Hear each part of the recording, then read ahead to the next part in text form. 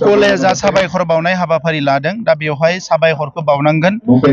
दुलाराय बर' फरायसा आफादनो साबायखरखौ बावनांगोन एनडिबिनो साबायखरखौ बावनांगोन इउबिपिअनो जायफोर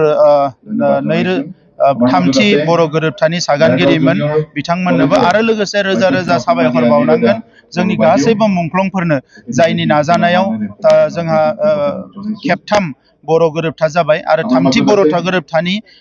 6.3 दफा बायदियै जोंहा गंजि कलेजा प्रभिन्सियेलाइज जाबाय दा भेरगाव ओनसोलाव गंसे गोजौ सोलोंथाइनि फसंथान नांगौमोन बेखौ लानानै रायजो राजाफ्रा अराय सम सानोमोन आरो दाबि दैखांबोबाय थादोंमोन आरो दिनै बे फरायसालिया प्रभिन्सियेलाइज जानायनि उनाव बे ओनसोलनि फरायसाफ्रा गावनि जायगायावनो गावनि न'आवनो थानानै गोजौ सोलोंथाइ लानो हागोन बेवहाय गोरिब गुन्द्राबाबो गामि ओनसोलाव रायजो जानाय हिसाबै रांखान्थियाव गोग्लैसोनायब्लाबो बयबो बेवहाय गोजौ सोलोंथाइ लानो हागोन आं बेखौ मिजिंथिदों आङो बेखौनो खावलायनो सानदों जे देग्लाय 1 करोड़ होनाय बिल्डिंखौ जों बेखेवबाय बिनि उनाव गंसे गेट लुना होनाय जागोन आरोबाव 50 लाख रां बेवहाय होबावनाय जागोन बायदिसिना लुनो थाखाय नाथाय सोलोंथाइनि जि फोरोंनाय आरो सोलोंनायनि जि प्रसेस बेखौ जाहाथे गोग्गो खालामनानै लाखियो आं बेखौनो खावलायो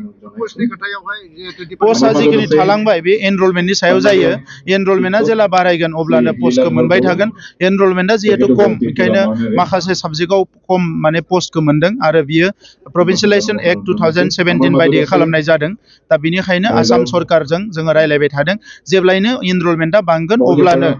बिथांमोना पस्टखौ आरोबाव मोननो हागोन